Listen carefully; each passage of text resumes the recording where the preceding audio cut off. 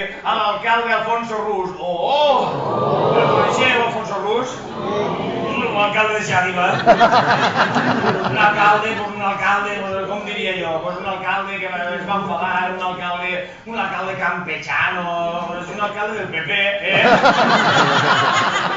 Que ara es vol dir l'economia del PP, un alcalde del PP, campechano, un alcalde... A més és xicotiu, no sé si el coneixeu, ara és més important encara, des que vas tindre jo el folló, encara és més important. Dic, hòstia, jo vaig fent amics, tenen.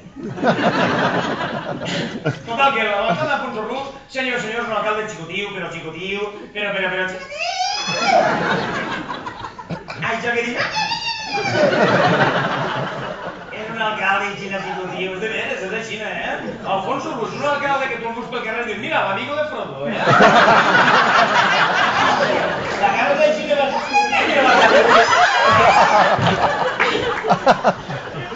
Bueno, ja vos parlaré de l'alcalde, ¿vale? Total, que l'alcalde Alfonso Rus jo li dedico l'espectacle perquè vas tenir un folló en Xàtiva, eh? Un folló que dius... I per això, per a contar-vos el que em va passar allí, són dos tonteries, però m'agradaria perquè entenguéreu que això és el que em va motivar a fer aquest espectacle. M'agradaria entrar en el primer sketch, perquè això està fet a base d'sketch, que es poden dir sketch o sketch. D'ací un ratet tindreu sketch. Jo soc molt coixinet i vos agradarà sketch, eh? Així que anem a entrar en el primer sketch de la vesprada, que es titularia... Ui, així fosc, Bueno, bé, vaig així. Sí, senyors, el primer sketch de la nit que es titula Les censures de Pol de Plom.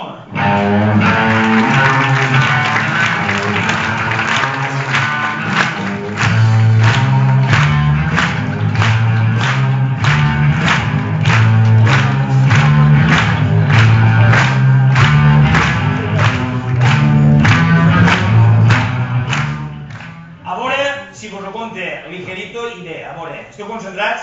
Sí. Ui. Esteu concentrats? Sí. Queda segut un poc de... És algo, gilipollas. Senyors, anem a veure. Estiu del 2004. Fira d'agost de Xàtiva. Molt bé. A veure, repetim. Fira d'agost de Xàtiva. Molt bé.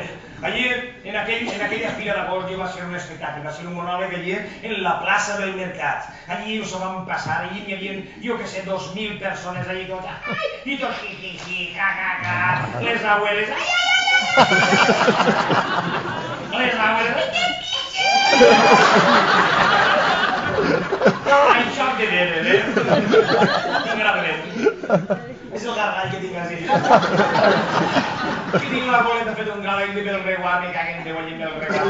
Anem a veure, senyors, les van riure molt de veres, va ser un monòleg allí, la regata de Rita i altres coses. I en aquest monòleg, perquè ho entengueu, jo feia una frase, una, això que diu, xica, una. En aquest monòleg, allí en Xàtiva, fa anys, jo feia una frase del papa, de l'anterior, se'n recordo de l'anterior? De Juan Pablo. Que en glòria estiga Juan Pablo II, se'n recordeu de Juan Pablo II? No sóc idea, per l'amor de Déu. Que a mi em va portar moltes alegries, Juan Pablo II, que jo quan es va morir va dir, hòstia, on anirà Juan Pablo? Se n'anirà al limbo? Ei, però ara, no, al limbo ja no pot anar, perquè Ratzinger ha dit que no existeix el limbo, això ho sabíeu? Ratzinger fa poquet va dir que el limbo no existe, va dir, a la mierda al limbo!